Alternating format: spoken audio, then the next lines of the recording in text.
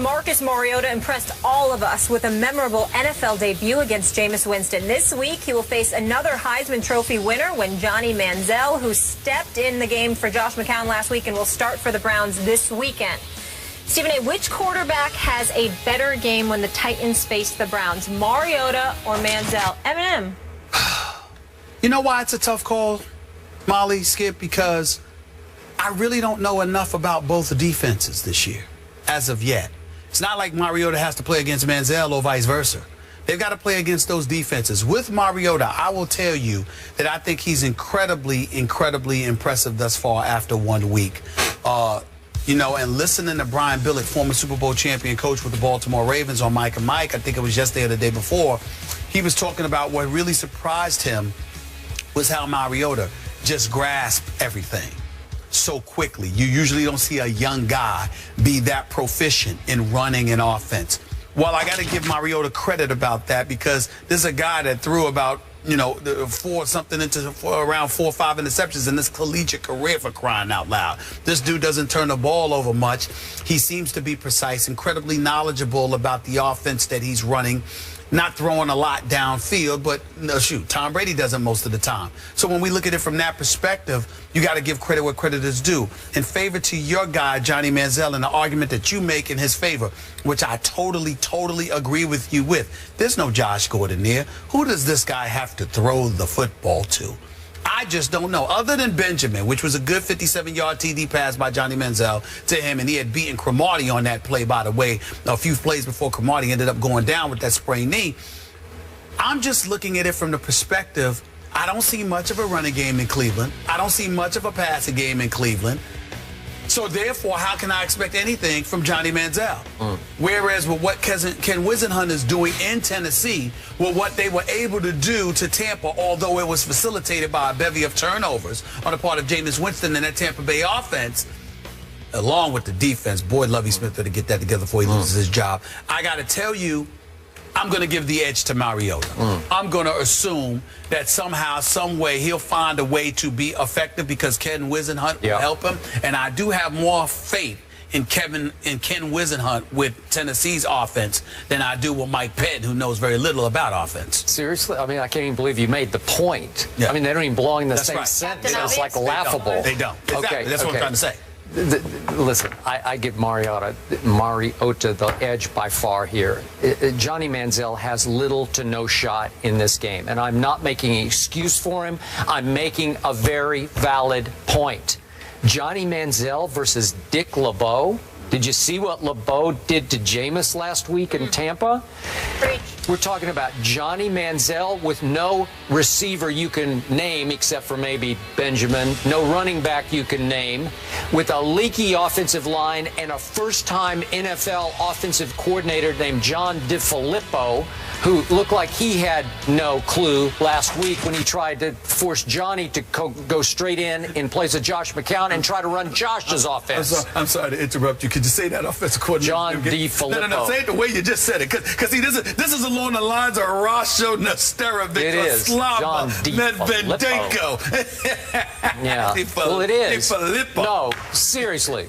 Who the heck is that? And where did he come from? San Jose State, I believe, was his last stop? I mean, what are we doing here? So at least Johnny got the first string snaps this week. That's a benefit. Did he get all of them? And I hope so. And I hope that they will at least let him run maybe a rollout or a quarterback draw or maybe 2 spread option plays. How about that? Let him do what he does, and maybe he will, as you say, survive this game. All right, we're going Mariota. Let's see how good he is, if he can go 2 for 2. Jake Cutler in the Bears are home card to the Cardinals. Stephen A's distracting me because we're talking about Cuddy. Will Jay shut up his critics? Oh, he got a nickname now. Yeah, Cuddy. When did he earn a nickname? Marty and Cuddy. When did Jay Cutler earn a nickname? Next. From Get Marty this guy Bennett. out of here. Yeah, come on. Keep up with probably as much as any team in the league. But I don't fear him, I can tell you that much. I'd much rather have a win against a first ballot Hall of Fame coach, you know, and Belichick than a slappy coach. I mean, shoot, he's going to get what I got. Go, you got him. We got the Gronk. We're putting Kong on them.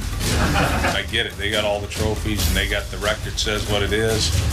But, you know, I think we got the same record as we had in that stadium on Sunday. It's a brand new team, and we'll see what happens. Don't talk about it, be about it. On Sunday, we'll see who can walk the walk, Belichick's Pats or Rex's Bills. Which team has the mental edge heading into Sunday, Mr. Bayless?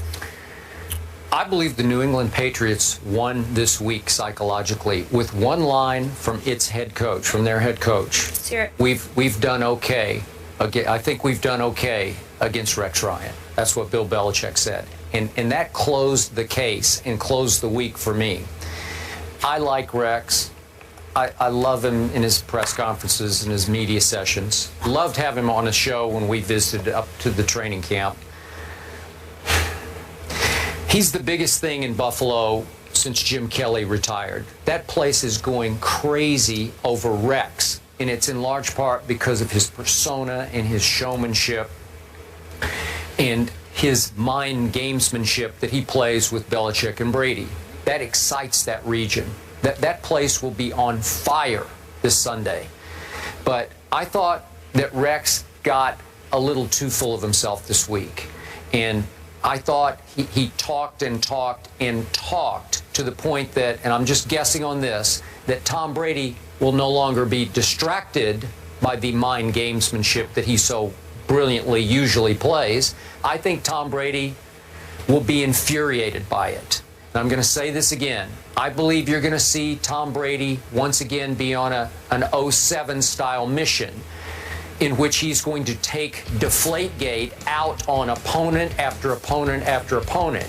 And the one he would like to most take it out on, just because they've had such a rivalry, and if any head coach has, quote-unquote, owned Tom Brady, it is definitely Rex the Hex Ryan. But in this case, I think he's going to relish taking it out on Rex's new football team. I'm sure Tom Brady respects the heck out of this defense, and he will take great pleasure in picking it to pieces. And I believe he will. I picked 24-21, and I know that doesn't sound like great conviction, but I think you'll walk away from this game saying, you know what? They walked in with the psychological edge, and they proved once again they're just a little better than even these Buffalo Bills. And I've got the Bills as a wild card team. That's not going to change off this game. But I think edge going in, Brady, Belichick. The Killer Bees advantage. Let's take a moment in all seriousness to dissect and highlight Rex Ryan. The last couple of years in New York, Rex Ryan's act came across as a bit buffoonish. I'm never calling him the man that, because you certainly don't want to get caught up in characterizing individuals in a derogatory fashion. And I'm certainly not doing that with Rex Ryan. I'm talking about his act. Yeah. Not talking about him, the man. But even though his act came across as a bit buffoonish, it was first validated by him talking the talk and delivering the Jets to 2 consecutive AFC Championship games. Yep. Now let's fast forward to Buffalo. He gets fired from the New York Jets job. He comes on the set with us at First Take when we went to his camp. And even though I had no enjoyment whatsoever being up there in Foxborough with New England, I thoroughly enjoyed being in Rochester, New York. I love Foxborough. Well, I didn't like being up there because the New England Patriots were busy practicing and they never came on the show until the last 5 minutes. That's what they do. They're about winning football games, not being on I didn't want to be there, but I loved being in Buffalo and I loved being in Florham Park, New Jersey. I have no problem with them stiffing us. They were very good to us. They were the Jets and the Bills were first class all the way. Let me just say that. And the better team is the New England Patriots. All right, that don't mean they ain't classless. Now let's get back to it. No one's ever accused them of being classless. I'm talking about towards their guests. That's all I'm saying. I mean it, and that's that. Now let me get back to the Bills. Rex Ryan is talking, but damn did they back it up opening day. They ran the Indianapolis Colts out the stadium. And all I'm saying to you, Skip, is this. Let's give the man credit. Because you have called him maybe the most brilliant defensive mind in all of football. Not maybe. Okay, not maybe. Yeah. you're going up against a guy in Bill Belichick who at one time was considered a genius. But when he goes up against Rex, you say Rex doesn't give him anything because Rex doesn't have to take a back step towards him as it pertains to defense. All I'm saying is that Rex Ryan has earned the right from a defensive standpoint, particularly when you see the defensive personnel that he has at his disposal with this Bills team. Rex Ryan deserves the right for us to step back and say, let's see. Yeah. Because that's where I'm at. Because it's not just Rex Ryan talking with no personnel to work with. Now, when he told me the Jets were going to win, you know, because they were going to score points, and I'm looking at Geno Smith as your quarterback and Eric Decker as your number one wide receiving offensive option, I knew that was a joke. But when you tell me we've got some studs because you went out and got LaShawn McCoy, because Sammy Watkins is your wide receiver, okay, because Tyrod Taylor is somebody that can make things happen. And then I look at this defense with Hughes, with Kyle and Mario Williams and these boys, and Marcel Darius coming back. I'm like, whoa, and Gilmore and those guys. I'm like, okay, these brothers can get at you. And that's all I'm saying. Tom Brady may very well be great, but he might need to be great in order to get out of there alive on Sunday afternoon, figuratively speaking. I think he'll be okay. I think he'll, all right, he'll survive. I'm just saying. I'm just saying. I didn't mean it literally. I'm just talking I football understand. vernacular. No, I got I'm saying, look, man, these guys are coming. And we know that Rex has brought the house when he hasn't had personnel like this. He had a strong secondary in New York. In Buffalo, he's got a front seven, man, that might be the best in the NFL. Okay. It's not a joke. All right. It's definitely not a joke. Now, back to psychological edge. Now we're being told that the Buffalo Bills official pro shop is selling little air pumps used to inflate or deflate footballs, selling them to the fans, maybe to take to the stadium. So we're being told. Not a big deal, but I'm telling you it's going to be a deal. I will admit to you. I will admit to you, to do something like that to a guy like Tom Brady, he'll pay attention to that. I do believe he will take that to heart, and he will take it out I'm just on the saying, Bills. he's the kind of he guy. Will. Listen, he is the kind of guy. Michael Jordan not only taught us that, he taught me, look, little things that get said or implied to you, to the great one. I completely agree. We always hear that. Yep. Tom Brady's great. Advantage Brady. We have to leave it there. LaShawn McCoy did participate in drills, so that should be a good sign that maybe he'll be going on Sunday. Let's hope so. Speaking of Sunday, we got another matchup of Heisman-winning quarterbacks Marcus Mariota and the Titans face Johnny Manziel and the Browns. Johnny is starting. We'll discuss that one next. Who has the upper hand? Don't miss that. I said Eminem. I'm surprised that Molly wouldn't pick up on that, considering that Molly starts with an M.